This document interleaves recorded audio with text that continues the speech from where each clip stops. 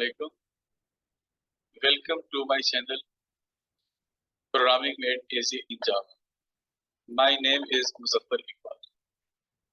Last video में हमने ये देखा कि आप कैसे यूजर से इनपुट ले सकते हैं और आप कैसे उन इनपुट को वेरिएबल्स में स्टोर कर सकते हैं। आज हम थोड़ा सा वेरिएबल्स को डिटेल में देखेंगे, क्योंकि किसी भी प्रोग्राम में वेरिएबल्स एक इम्पॉर्टेंट पार्ट होता है और आपको पता होना चाहिए कि वेरिएबल्स को हम जावा में कैसे डिफाइन कर सकते हैं। इनफैक्ट वेरिएबल या कोई भी आइडेंटिफायर हुआ, उनको डिफाइन करते हुए हमें दो चीज़ों का ख्याल रखना होता है। एक तो उस लैंग्वेज के रूल्स होते हैं, अगर आपने उन रूल्स को फॉलो नहीं किया होगा तो आपका कोड कंपाइल ही नहीं होगा।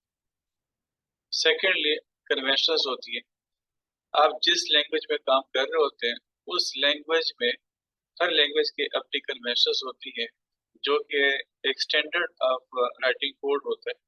उस लैंग्वेज में जो भी प्रोग्रामर काम कर रहे होते हैं उन्होंने उस लैंग्वेज के कन्वेंशंस को फॉलो करना होता है। और इसकी वजह ये होती है कि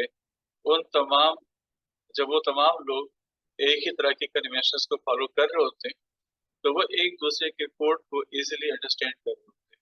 अगर मैंने कोड लिखा किसी और कन्वेंशन के हिसाब से, आपने कोड लिखा अपने हिसाब से, तो आपका कोड मेरे लिए और मेरा कोड आपके लिए अंडरस्टैंडेबल नहीं होगा। अगर हम सारे एक ही तरह की कन्वेंशन फॉलो करेंगे तो हमारे लिए अपने कोड को अंडरस्टैंड करना काफी इजी हो जाता है। तो जावा के जितने भी प्रोग्रामर्स होते हैं वो एक स्पेसिफिक स्टैंडर्ड को या एक स्पेसिफिक कन्वेंशन को फॉलो कर रहे होते हैं। तो आप भी जब किसी वेरिएबल को या किसी भी आइडेंटिफायर को डिफाइन कर रहे होते हैं तो आपने लाजमी कुछ कन्वेंशंस को भी फॉलो करना चाहिए। जिस तरह मैंने शुरू में फर्स्ट वीडियो में भी कहा था कि आपके जितने भी वीडियोस होंगे, मैंने हर वीडियो के साथ एक ब्लॉग भी बनाना है। तो ब्लॉग में आपके वीडियो की जो डिटेल्स होती है वो डिस्कस होती है। अब यहाँ पे उन तमाम रूल्स को आपको समझाना या उन तमाम कन्वेंशंस को यहाँ पे फॉलो करना थोड़ा सा मुश्किल हो जाएगा। अगर करूँगा तो वीडियो काफ़ी लेंथी हो जाएगी। तो यहाँ पे हम कुछ बेसिक चीज़ें डिस्कस करेंगे, बाकी डिटेल आपको मिल जाएगी ब्लॉग में कि आपके पास कौन कौन से रूल्स होते हैं या कौन कौन से आप कन्वेंशंस होती हैं जो कि आप फॉलो कर सकते हैं जब आप डिफाइन कर रहे होते हैं किसी वेरिएबल को या आइडेंटिफायर को। तो भी आपको मैं लैपटॉप पे लेके चलता हूँ और वहाँ पे आपको मैं डिस्कस करके बता दूँ कि वो कौन कौन से बेसिक रूल्स हैं और वो कौन सी बेसिक कन्वेंशंस है जो आपको लाजमी फॉलो करनी चाहिए जब आप किसी भी जावा के कोड में अपने वेरिएबल को या किसी आइडेंटिफायर को डिफाइन कर रहे हैं। तो लैपटॉप पे चलते हैं और मज़ीद आपको मैं वहाँ पे बताता हूँ।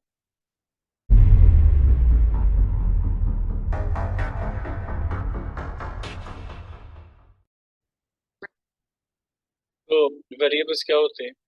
वेरिएबल यूज होते हैं डेटा को स्टोर करने के लिए और उसके बाद डेटा को मैनिपुलेट यानी कि डेटा को प्रोसेस करने के लिए। हम जब भी किसी वेरिएबल को डिफाइन कर रहे होते हैं तो हमें उसका नाम और साथ उसकी डेटा टाइप को डिफाइन करना मस्ट होता है।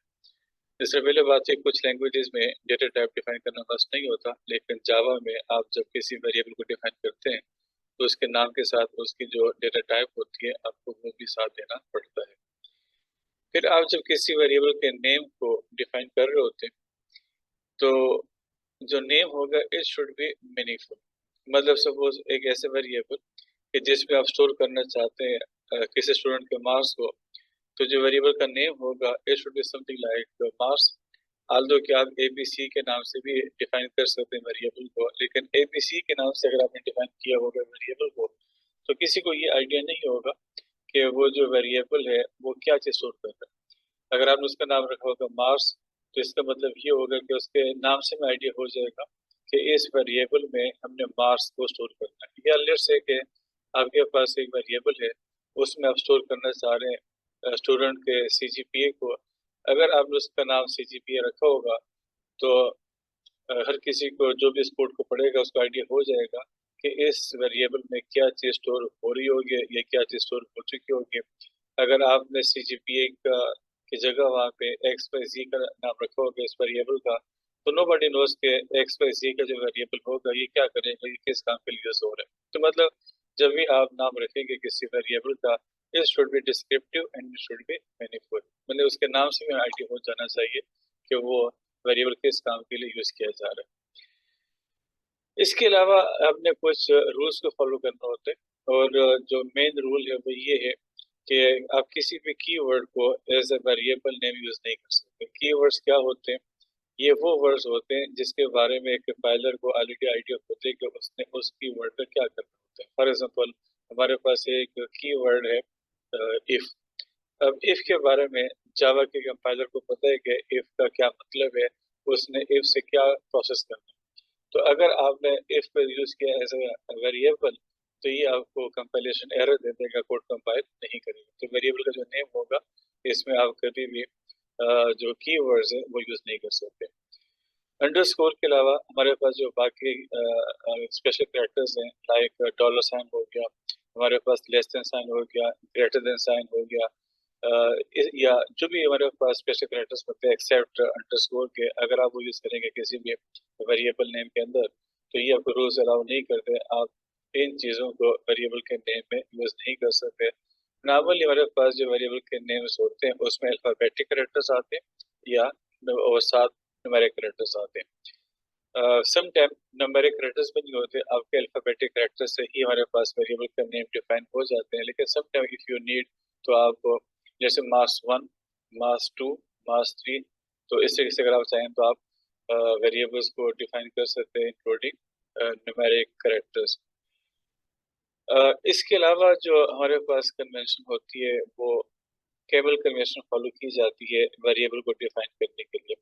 What is cable convention? ये ऐसी कन्वेंशन होती है कि जिसमें आपके पास जो वेरिएबल का नाम होगा ये स्टार्ट होगा with small character. For example, हमारे पास एक वेरिएबल है, उसको मैं डिफाइन करना चाह रहा हूँ, and the name of variable is mass, या may be this is my मास।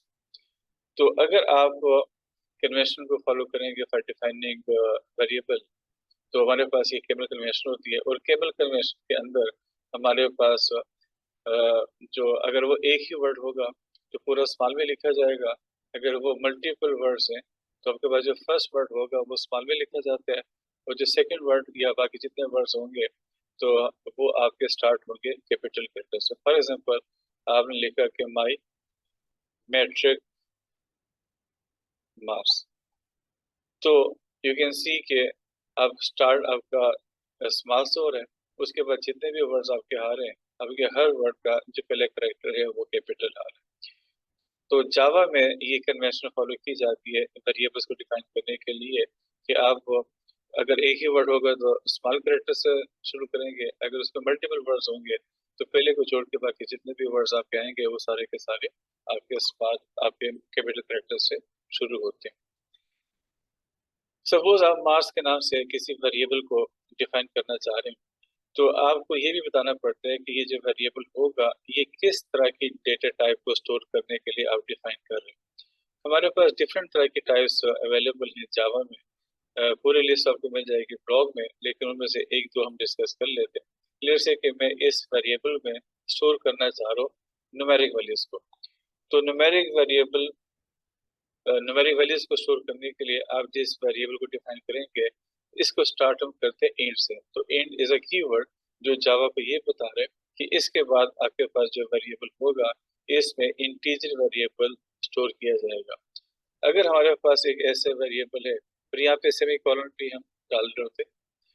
अगर हमारे पास एक ऐसे वेरिएबल है जिसमें मैं स्टोर करना चाहता हूँ किसी करेक्टर को, तो हमारे पास ये जो वेरिएबल का नाम होगा ये स्टार्ट होगा CHAR से। लेट्स से कि मेरे पास वेरिएबल का नाम है ग्रेड, तो ग्रेड में लाइक किसी का ग्रेड A, किसी का B, किसी का C, किसी का D होगा, तो हमारे पास एक सिंगल करेक्टर बनता है। तो अगर आप किसी वेरिएबल में एक सिंगल करेक्टर को स्टोर करना चाहते हैं, तो इस कई जो डेटा टाइप होगी वो आपके पास CHAR से चार नॉर्मली प्रोनाउंस कर रहे होते हैं। तो चार डेटा टाइप होती है एक ऐसे वेरिएबल के लिए जिसमें आप स्टोर करना चाहते हैं करेक्टर्स को।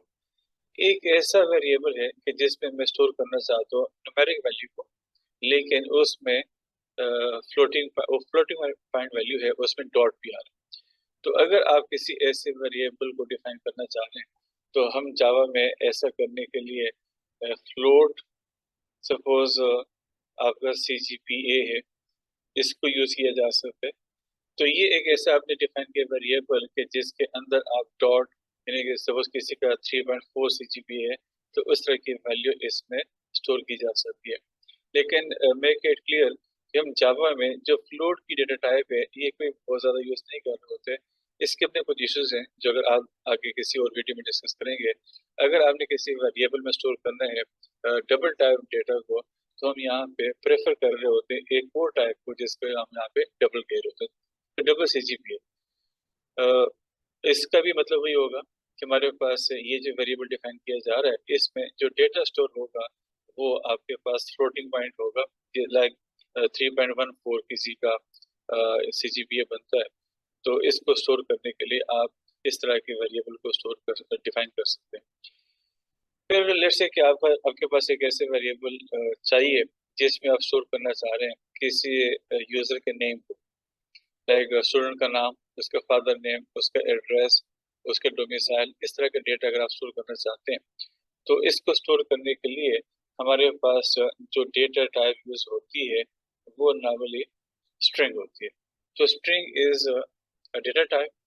यहाँ पे इम्पोर्टेंट बात है कि एस इज कैपिटल, बाकी तमाम हमारे पास ये स्मॉल थे, लेकिन यहाँ पे एस जो है वो कैपिटल है।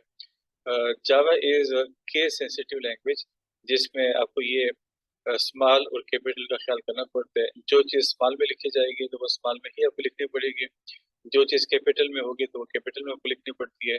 तो जावा का जो कंपाइलर है वो स्मॉल और कैपिटल लेटर्स में डिफ्रेंशिएट कर रहे होते हैं, तो मेक इट श्योर कि आप जहाँ पे जो चीज़ आई होगी आप उसको वैसे ही लिखें।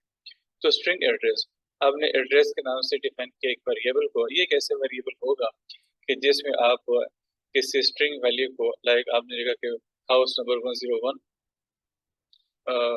Let's say street number 10, G104 Islamabad, तो ये पूरा हमारे पास एक स्ट्रिंग बनती है। तो इस तरह का डेटा स्टोर करने के लिए आपके पास जो वेरिएबल की टाइप बनेगी वो स्ट्रिंग होती है। इसके अलावा भी बेतहाशा टाइप्स हैं जो अगेन आपसे मैंने कहा कि आपको ब्लॉग में मिल जाएंगे, लेकिन नॉर्मली हमारा जो बेतहाशा काम होता है वो आपके इन 3-4 टाइप से हो जाती है। एक हमारे पास और भी बड़ा कॉमन सा डेटा टाइप है, that is called Boolean.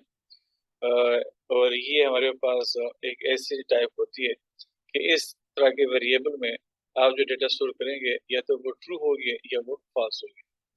Let's say कि आपने यहाँ पे लिखा कि बूलियन, लेट्स से के पास, ये रिजल्ट पास कर लेते हैं। तो अगर आप पास होंगे तो इसकी जो वैल्यू हो सकती है वो ट्रू हो जाएगी। अगर आप फेल होंगे तो ये फिर फॉल्स हो जाएगी। तो एक ऐसे वेरिएबल कि जिसमें आप जस्ट ट्रू को या फॉल्स को स्टोर करना चाहते हैं, तो इसके लिए आप जो डेटा टाइप डिफाइन करेंगे वो बूलियन होती है। तो इस तरीके से हमारे पास बेतहाशा टाइप्स होती है जो कि आप यूज कर रहे होते हैं फॉर डिफाइनिंग वेरिएबल्स। तो वेरिएबल को डिफाइन करने के लिए हम जो नाम देते हैं, नाम देने के साथ उसकी जो डेटा टाइप होती है आपको वो भी देनी पड़ती है। ये कुछ यहाँ पे अगेन डेटा टाइप्स लिखी हुई है, ये ब्लॉगिंग का पार्ट है। तो ये आप जाके ब्लॉग में देख लें, इसकी थोड़ी सी डिटेल भी आपको वहाँ पे मिल जाएगी कि इसके अलावा कौन कौन सी टाइप्स होती हैं और उसमें आपको कितनी बड़ी वैल्यू स्टोर कर सकते हैं। तो हर वेरिएबल में आपको फिर वैल्यू भी स्टोर करनी पड़ती है। आपने एक डिफाइन किया वेरिएबल को और उसमें आपने कोई स्टोर नहीं किया तो उसका कोई फायदा नहीं होगा। तो हम नॉर्मली वेरिएबल्स में डेटा को स्टोर कर रहे होते हैं। स्टोर करने के लिए नॉर्मली 2-3 तरीके यूज किए जा सकते हैं। एक तो आप यहाँ पे ये भी कर सकते हैं कि इंड मार्क्स, और फिर आपने ये लिखा कि मार्क्स इक्वल टू सपोज 77, तो आपके पास मास के नाम से जो वेरिएबल डिफाइन हुआ होगा उसमें 77 को ये स्टोर कर देगा। ये बात इंपॉर्टेंट है कि एक वेरिएबल में एक वक्त में आप एक ही वैल्यू स्टोर कर सकते हैं। तुम्हारे पास करंटली जो मास की वैल्यू है वो 77 है। अगर आप बाद में किसी और जगह पे सपोज आपने यहाँ पे कहा कि mass is equal to 78 for example, अब क्या हुआ कि इस स्टेज पे हमारे पास जो वेरिएबल मास होगा उसकी वैल्यू 77 है, और जब यहाँ पे ये कोड एग्जीक्यूट होगा तो ये आपके मास की वैल्यू को 78 कर देगा, जो इसकी पिछली वैल्यू हुई वो रिप्लेस हो जाती है विद करंट वैल्यू। तो हमेशा एक वक्त में आप एक वेरिएबल में एक ही वैल्यू स्टोर कर सकते हैं। तो जो जो भी आपने करंट वैल्यू दी होगी वो उसमें स्टोर रहती है और पिछली वैल्यू को वो डिस्कार्ड कर लेते हैं। आप ये भी कर सकते हैं कि इन मार्क्स इक्वल फॉर एग्जांपल 55, जिसका मतलब ये हुआ कि ये जो वेरिएबल डिक्लेयर हो रहा है ये डिक्लेयर इसको कहते हैं कि initialization. This thing is called initialization. यानी कि आप क्या कर रहे हैं, आप वेरिएबल को डिक्लेयर भी कर रहे हैं, डिफाइन भी कर रहे हैं और साथ उसमें वैल्यू को इनिशियलाइज भी कर रहे हैं। तो ये कैसे वेरिएबल आपने डिफाइन किया जिसमें ऑटोमेटिकली वहां पे 55 स्टोर भी आपके पास हो गया। अगर आपने इस तरह किया होगा तो ये आपके पास वेरिएबल डिफाइन तो हो जाता है लेकिन इसमें कोई डिफॉल्ट वैल्यू नहीं है। तो आपने जब यहाँ पे 77 को स्टोर किया तो ये वैल्यू वहां पे स्टोर हुई, लेकिन जब आपने इस तरह किया होगा तो हमारे पास जब इसके लिए मेमोरी क्रिएट होती है उस मेमोरी में 55 पे स्टोर आपको मिला हुआ वहां पे नजर आता है। तो हमने वैल्यूज को स्टोर करना होता है। हमने बात की कि हमारे पास जितने भी वेरिएबल्स होते हैं उनकी मेमोरी लोकेशन होती है और उस मेमोरी लोकेशन में जाके ये जो आप डेटा स्टोर कर रहे होते हैं ये डेटा वहां पे स्टोर होगा जहां पे आपके लिए इस नाम के वेरिएबल को डिफाइन किया होगा आपको कंपाइलर में। तो वैल्यू आप स्टोर करते हैं, उसके बाद मेमोरी लोकेशन होती है। स्कोप इम्पोर्टेंट है। आलू के इस लेक्चर में तो खैर इतना इम्पोर्टेंट नहीं है लेकिन आगे जाके आपको पता चलेगा कि हमारे पास स्कोप होता है हर वेरिएबल का। आपने जब एक वेरिएबल डिफाइन किया इसका मतलब यह नहीं होता ताकि आमद आपके पास वो रहेगा। उस मेमोरी की एक लाइफ टाइम होती है, उसको आपने जिस स्कोप या जिस प्रोसेस को परफॉर्म करने के लिए डिफाइन किया होगा ये वहां तक ही एक्सेसिबल होगा और जैसे ही वो स्कोप से निकल जाएगा, उस लाइफ टाइम से निकल जाएगा तो वो ऑटोमेटिकली डेड हो जाते हैं, वैनिश हो जाते हैं, वो मेमोरी से निकल जाते हैं। फॉर एग्जाम्पल आपने एक प्रोग्राम में लिखा, वहां पे आपने डिफाइन किया वेरिएबल, तो जैसे ही वो प्रोग्राम खत्म हो जाएगा तो इसका मतलब ये हुआ कि उस वेरिएबल की जो लाइफ होगी वो ऑटोमेटिकली खत्म हो जाती है, वो डेड हो जाते हैं, वो मेमोरी से निकल जाते हैं। तो इस वेरिएबल के जो स्कोप होगा ये उतना ही है जितना हमारे पास प्रोग्राम की लाइफ होती है। प्रोग्राम खत्म हो गया, हमारे पास वेरिएबल भी ऑटोमेटिकली खत्म हो गया। सम टाइम हमारे पास एक प्रोग्राम में डिफरेंट मेथड्स होते हैं। हमने लास्ट में बात की थी कि हमारे पास हर प्रोग्राम में मेन मेथड होना लाजमी है। तो मेन मेथड तो आपके पास होगा लेकिन सम टाइम हमारे पास मेन मेथड के अलावा भी कुछ मेथड्स होंगे। तो अगर आपके पास मल्टीपल मेथड्स हैं और सम टाइम आपने एक वेरिएबल को डिफाइन किया होगा जस्ट फॉर वन मेथड, तो उस वेरिएबल का जो स्कोप होगा वो वही मेथड। फॉर एग्जांपल हमारे पास एक मेथड एबीसी है, हमारे पास एक मेथड एक्स वाई जी है। तो अगर आपने एबीसी मेथड में किसी वेरिएबल को डिफाइन किया होगा तो उसका जो स्कोप होगा वो उसी एबीसी के अंदर तक ही है। जब आप एक्स वाई जी को कंपाइल जब आप एक्स वाई जी को एग्जीक्यूट कर रहे होते हैं तो वो जो एबीसी वाले वेरिएबल्स होंगे वो आपको एक्स वाई जी में विजिबल नहीं होंगे, वो उसका प्रोसेस नहीं कर सकते। उसी तरीके से एक्स वाई जी के वेरिएबल्स को आप एबीसी मेथड में यूज नहीं कर सकते। ये हमारे पूरे लेक्चर है, हम जब उसको डिस्कस करेंगे तो आपको क्लियर हो जाएगा कि बेसिकली स्कोप का मतलब क्या होता है और एक मेथड के वेरिएबल्स को आप दूसरे मेथड में क्यों यूज नहीं कर सकते, अगर यूज करना चाहते हैं तो उसके लिए क्या करना पड़ता है। तो इसलिए हम आगे बढ़ेंगे किसी और लेक्चर में काफी डिटेल में। तो ये कुछ वेरिएबल्स के एग्जांपल्स हैं। आप इस तरीके से अगर चाहें तो वेरिएबल्स को डिफाइन कर सकते हैं। एक वेरिएबल डिफाइन हुआ है टाइप इंट, ये हमने उसको वैल्यू असाइन करती है और यहाँ पे आप उसको डिस्प्ले कर रहे हैं। तो आप system dot out dot print के जरिए एक वेरिएबल के जो वैल्यू होती है वो आप डिस्प्ले कर सकते हैं टू द यूजर।